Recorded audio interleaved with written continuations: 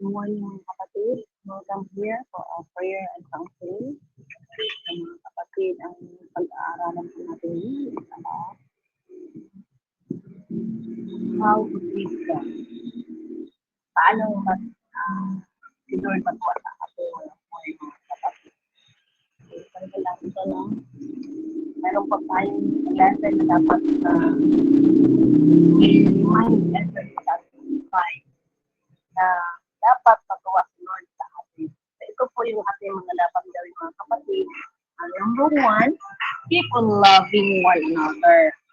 Number two, keep on remembering to welcome strangers in your home. Number three, keep on remembering those who are in prison. Number four, keep on matrimony of marriage. Number five, keep your lives away from the love of money. Keep your former leaders. Number six. Number seven, keep on the promises of Jesus Christ. Eight, keep on applying God's teaching through His Word. Number nine, keep on praising God by singing praises songs. And number 10, keep on doing good to others. Number 11, keep on submitting yourself to your leader. Mga kapatid, mabasa po natin yan sa Hebrews 13 verse 1 to 18. Ang sabi po dyan mga kapatid sa verse 1, no, let brotherly love continue. Patuloy natin na ipadama sa ating mga kapatid, kaibigan, kapitbahay, no, ang pagmamahal ng ating Panginoon Diyos.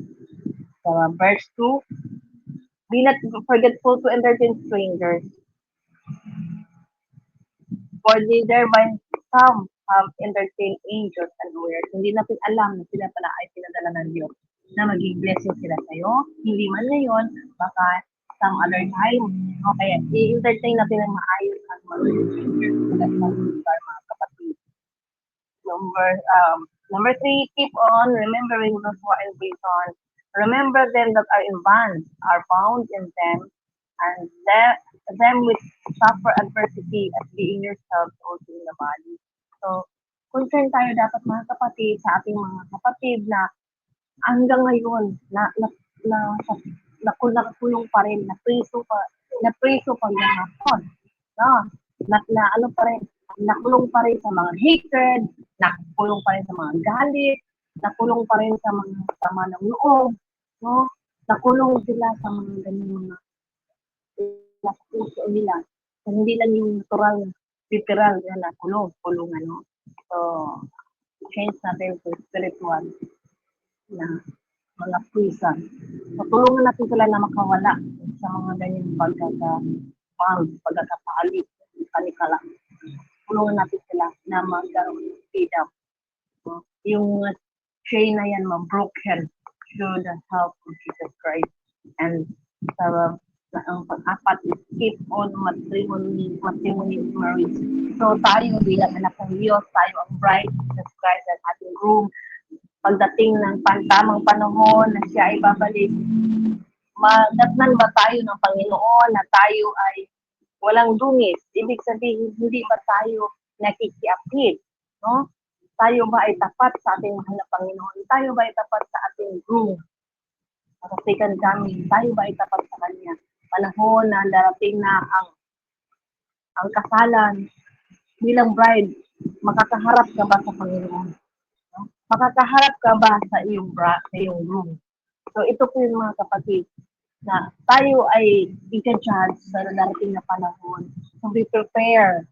No, hindi natin lumisan no ang matrimony o marriage na ito is spiritual, no? So tayo ay maging tapat sa ating Panginoon. Anuman ang mga temptation, no? Temptation din sa mga financial, the lust of the eyes, and the pride of life. Huwag tayong magpatempt, no? Huwag tayong mag-alikaan, huwag tayong magpapintan, no? Baka matempt tayo pagdating ng second coming. Hindi tayo maabutan ng Panginoon na tayo ay tapat, mga kapatid. Andun yung number 4 na God will judge us. God will judge us. So be prepared.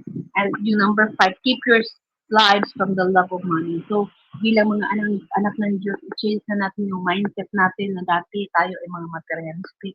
Tayo ay kung ano-ano mga nakikita gustong bilhin, no? Lahat ng pangarap, andyan na, material, lahat-lahat, bahay, sasakyan, whatever, na lahat ng mga material, dito lang po yan mga kapatid. So, ang sabi dito, keep your lives from the love of money, away from the love of money. So, hindi natin mamahalin ang pera, kundi ito'y ating gamitin. Money is a root of all evil. Kung gagamitin natin ang pera sa masama, maging masama. Pero kung gamitin natin ito sa mabuti, ito ay mapapabuti. So, keep away your lives, keep your lives away from the love of money. Money is moral. So, wala ito espiritu. Pwede natin itong magamit sa kabutihan. And then, six, keep your former leaders or your mentor. So, kung sino man yung tao na nagsaga sa'yo, nagpakilala sa'yo sa Panginoon, mga kapatid, i-acknowledge mo siya, pasalamatan mo siya na wala ikaw ngayon. Sitwasyon mo ngayon, kung walang nagsaga sa'yo, na manalangin, walang nagsaga sa'yo, nasyaran ka ng mga salita ng Diyos. Kaya maging grateful po tayo sa mga mentor natin, yung former mentor natin o leader natin. No, dinala tayo sa totoong pananampalataya na makakilala tayo sa Panginoon, magkaroon tayo ng tunay na relasyon sa Panginoong Diyos. So, masasalamat tayo sa ating kapatid, sa ating leader. So, number 7, keep on the promises of Jesus Christ. Huwag tayong magsawa na maniwala na si Jesus Christ, siya ang yesterday, today, and forever. Hindi siya na magbabago. Dahil walang pangalan ng church, walang pangalan ng simbahan, pangalan ng religion, o sino mang pangalan doon na napako sa cross, only Jesus Christ lang mga kapatid. Siya lang nagligtas sa atin. Siya lang na pinako, siya lang ang kanyang dugo, no? Shedding of blood of Jesus, pinalo-palo siya. Instead na tayo dapat paluin, tayo ipako sa cross dahil sa ating mga kasalanan. Si Jesus Christ ang nagbayad ng lahat ng yun. Kaya si Jesus Christ, siya pa rin ang mula ngayon at ang forever natin mga kapatid. Siya ang ating eternity na siya nang bibigyan sa atin ng eternal life. No? So tayo, manatili tayo sa ating faith sa Panginoon. Keep on promises of Jesus Christ. Number 8, keep on applying God's teaching to His word. So tayo ay laging magbabasa ng salita ng Diyos. Ito ang ating mapa. Kung sa literal pa, mayroon tayong mapa, Google Map, Waze, or whatever na tinatawag nila ngayon, di mga upgraded na, meron silang mga ganyan, no? Ginagamit na natin yung Google Map, Waze Map, no? Mga Waze. But bilang isang Kristyano, ang mapa natin sa heaven, ito ang ating mapa, ang Bible, mga kapatid. So, mahirap ka kung wala kang Bible. Kawawa ka kung wala kang Bible. Bakit? Yan ang mapa mo papuntang heaven. Nakakabili ka nga ng mga cellphone na mamahalin, pero yung Bible, hindi ka man lang makabili ng kapatid. Questionin mo yung sarili mo. Pagdating man ng Panginoon, ready ka bang humarap sa Kanya?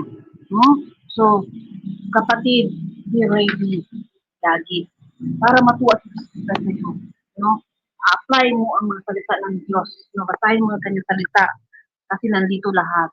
Yung sinasabi ng mga nanay mo na magpakabait ka, andito lahat sa Biblia. Yun ang basihan.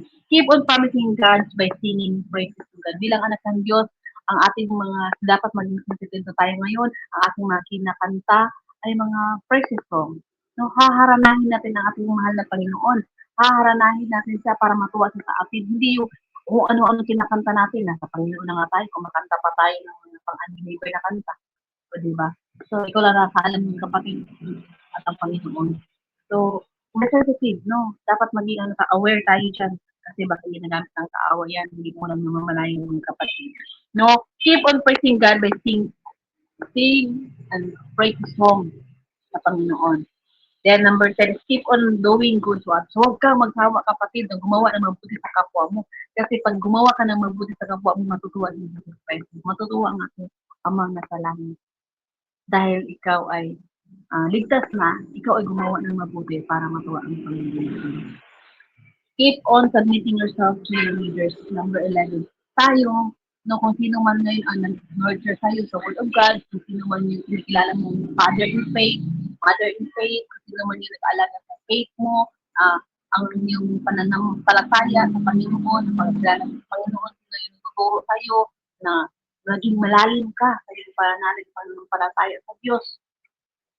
Mga kapatid, i-acknowledge mo siya, pasalamatan mo siya, be grateful to Him. Mag-submit ka sa Kanya. Anong sabi doon? No? Sa verse 17. Verse 17, obey them that have ruled over you. Sumunod ka kasi ayaw naman nila mapahamak ka. Ayaw naman nila na mapariwara ka ng landas. Na ang pinaniniwalaan mo ngayon, respect na yan, iba din paniniwalaan mo. So, concern lang po sila sa ating spiritual life, mga kapatid.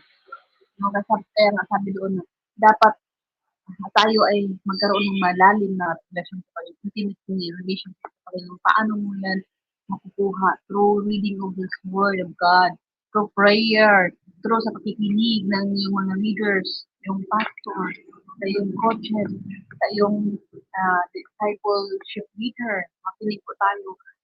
Kasi sila po yung nauna sa atin. Sila po yung mas, kumbaga, sa duyan pa, nahuli tayo sa duyan, mas nauna sila. No? So, kaya tayo magkaroon ng teachable heart na makinig sa kanila mga kapatid. Dahil sa ginagawa natin, na kung nakikinig sa ating mga pastor, sa mga leaders, matutuwa ang ating amang nasa langit. Kasi wala na si Jesus Christ, wala si God the Father, wala si Jesus Christ, wala na yung mga disciples dati. So, sino na ngayon ang ang magtuturo sa atin, yung mga pastor natin, yung mga leaders natin, mga bishop, sila na ang magtuturo sa atin. So, para ipagpatuloy ang mission ni Jesus Christ sa sanlibutan ito, maiparamdam sa mga tao kung pagmamahal ni Jesus Christ through sa atin, through our living testimony, mga kapatid. Kaya patuloy lang tayo sa paggawa ng mabuti, patuloy lang tayo sa pagmamahal sa kapwa, patuloy natin ipadama ang totoong pagmamahal ng Diyos sa ating kapwa, mga kapatid, sa ating pamilya, sa ating mga sa buhay, mga kapitbahay, sa mga taong wala pang tuloy na relasyon sa ating mahal na Panginoon, ipadama po natin ang totoong pamamahal ng Panginoon sa kanilang mga kapatid. So, kung mayroon po kayong mga prayer, request, at ano man yung gusto nyo, meron kayong mga gusto, kung gusto nyo magpa-advise, huwag po kayong mag-assist. Don't hesitate to contact ako. So, para pag-pray po natin yan, mga kapatid, pagtulungan natin yan. We have morning 5 to 7 a.m. group of prayer. And also sa akin, no, meron akong schedule din, personal, na pinapanalangin ko po yung mga tao na merong personal prayer request. Kahit sa iba't ibang bansa po, pag prayer request po sila, pinapanalangin po natin sila, mga kapatid. So, salamat po sa pakikinig. Salamat po. Thank you for watching, everyone. God bless sa lahat, sa inyo at sa inyong pamilya, lahat ng mga pangailangan ninyo, God will provide. So, na tayo sa pamilya sa Panginoon, mga kapatid. Tanging si Lord ang mag-bless sa atin sa lahat ng ating mga ginagawa. God will bless you all. Salam-salam everyone.